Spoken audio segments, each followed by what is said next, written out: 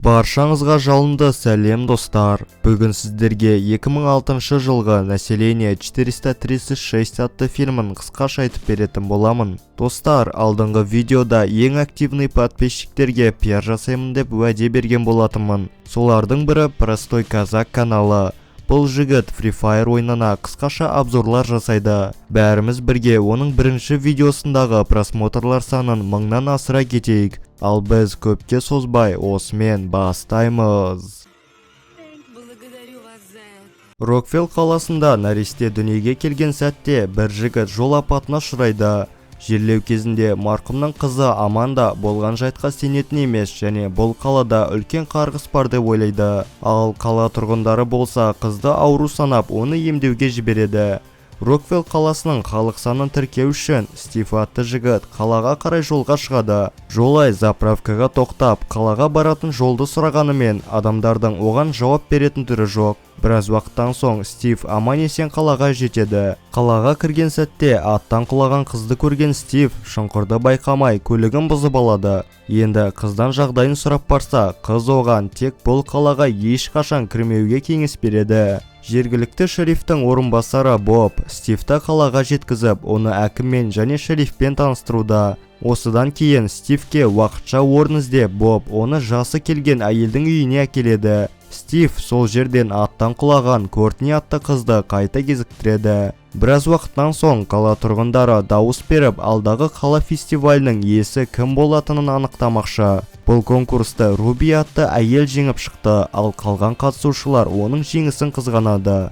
Түнде қорқынышты түс көрген Стив таңертең Кортнимен бірге асықпай шай ішуде. Екеуінде де бір-біріне деген сезім бары айдан анық. Кортнидің айтуынша, ол бұл қаладан ешқашан аттап шықпаған және де басқа қалаға баруды өте армандайтын болып шықты. Кортнидің анасы олардың бұл әңгімесін жақтырмай тұр, ал Боб болса Стивтен көзін алатын емес. Осыдан кейін Стив Хармони атты жүкті әйелмен кезігіп, одан жоғалып кеткен отбасы жайлы сұрайды.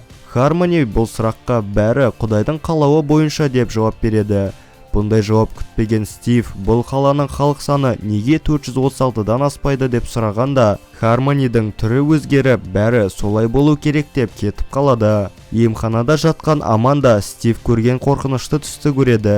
Келесі күні жергілікті емханаға келген жас жігіт дәрігерден Аманданың қал жағдайын сұрауда. Дәрігердің айтуынша, қызда өте сирек кездесетін ауру бар және тек өзі ғана бұл ауруды емдеудің жолын біледі екен. Бір кезде Стив дәрігердің медициналық институтты бітірмегенін көреді. Енді қайтпақшы болғанда терезеден Аманданы көріп, дәрігерден күдіктене бастайды. Стив тез арада шерифқа барып, Амандаға қауіп төніп тұрғанын ескертеді. Онымен қоса қызды емдеп жатқан дәрігерде диплом жоқ. Бірақ шериф дәрігерді қорғап, барлық білім оған әкесінен аманат болып қалғанын түсіндіреді. Стивті сабырға келтіру үшін Боб оған пистолетпен атуды үйретуде. Боб шын мәнінде Кортниді жақсы көреді екен және оған үйленетін ойы бар. Сол күні түнде Стив тағы да әлгі түсті көреді. Келесі күні Стив жас баладан дәрігерге барған адамдардың бәрі емделіп шыққанымен мүлдем өзгеше болып қайтатынын естиді. Осы сөздерден кейін Стив Амандаға жасырын бармақшы. Аманда Стивтің бұл қаладан енді ешқашан шықпайтынын ескертеді. Қыздың әкесі қаладан қашпақшы болған екен, бірақ жол апатына ұшырапты. Бір кезде Стив қыздың басындағы жарақатты көріп, оған тезірек көмектесуді шешеді. Сол сәтте шерифпен бірге келген дәрігер қызды бөлмесіне қайта алып кетеді. Ал Стив болса шерифке қыздың басындағы жарақат жайлы айтуда. Дәрігер бұл ауруды Құдайдың бергені деп санайды және міндетті түрде емдеп шығатынына сенімді. Стив Кортнидан бар шындықты айтуын талап етуде. Кортни шынымен бұл қалада тылсым дүние бар екенін айтып, тезірек қаладан бірге қашуды ұсынады. Осыдан кейін екеуінің бір-біріне деген сезімдері ашылады. Күтпеген жерден үйге келген Боб енді Кортниға сөз салмақшы. Бірақ олардың қалай көңіл көтеріп жатқандарын көріп, ашу үстінде қайтып кетеді. Арада бірнеше күн өтті. Көптен күткен фестиваль да басталғай жатыр. Кортни жігітке ормандағы үй жайлы айтуда. Егер Стив келеңсіз жағдайға тап болса, міндетті түрде сол жаққа қарай қашуы керек. Осы кезде қала әкімі фестивальдің басты дәстүрін жария етеді. Фестивальдің иесі Руби сахнаға шығып басына арқанды тағады. Стив бұның бәрі шоу деп ойлап тұр, бірақ қасындағы әйелдің айтуынша ол бұл қалада 436 адам екен. Руби осындай мүмкіндік үшін бәріне алғысын білдіріп көп замай асылып қалады. Қала тұрғындары болса ештеңе болмағандай ары қарай көңіл көтеруде. Есі ауысқан Стив бәрін жындыға теңеп жатқанда адамдар оны тұтқынға алып ауру ретінде емдеуге жібереді. Кортни болса жігітті арашалап қалмақшы, бірақ бұл әрекетінен түк шықпайды.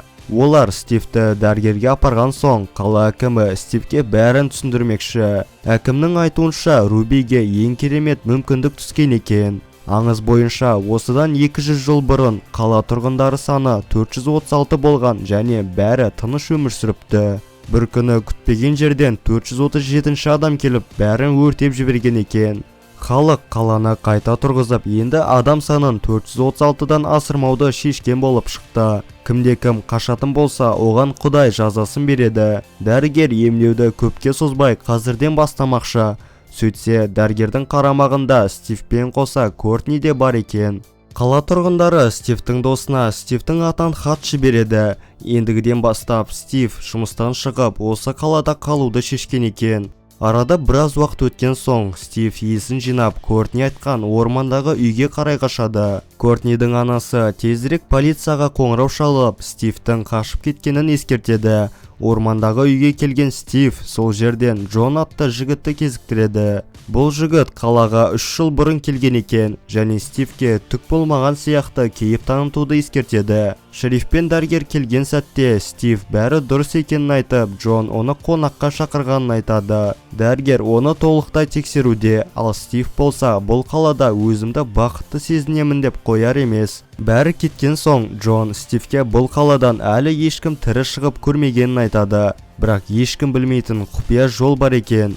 Осы кезде шериф серіктесі Бобқа жақында бір нәресте дүниеге келетінін айтып, Стивтен тезірек құтылуды бұйырады. Осыдан кейін Стив сарайды өртемекші болады, бірақ Боб келіп оған пистолетін бағыттайды. Кортни мен Стивтің арасында болған қатынастары жайлы бәрін білетін Боб енді пистолетпен өзін атпақшы, бірақ Стив оны сабырға келтіріп, пистолетін тартып алған соң Бобты есінен тандырады.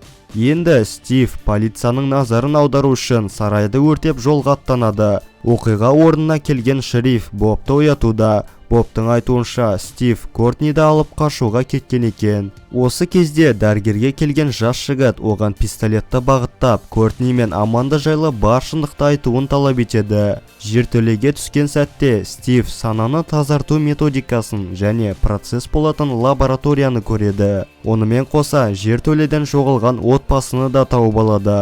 Бірақ олар жаңа баспанаға көшкендей иллюзиямен өмір сүруде. Көрші камерадан Аманданы тауып алып, екеуі жоғарға көтеріледі. Бір кезде шерифтің келгенін көріп, Аманда оны артқы есікпен алып шығады. Олар орман арқылы қашуда, ал шериф болса олардың ізіне түседі. Екеуі ескі көліктерге толы алаңға тап болып, Стив арасынан жүретін көлікті тауып алған соң, екеуі бірге жолға аттанады. Енді Стив пен Аманда Кортниді құтқармақшы. Бірақ өкінішке орай Кортни иллюзияға қатты берілген екен. Аманда енді оны құтқара алмаймыз деген соң, Стив Кортнимен әзер қоштасып, ары қарай қашуын жалғастырады. Енді қаладан қашпақшы болған екеуін алдарында шериф пен Боб күтіп тұр. Шериф Бобқа тезірек атуды бұйырады, ал Боб болса қатты қобалжуда. Шериф пистолетін шығарған сәтте Боб шерифті атып түсіреді.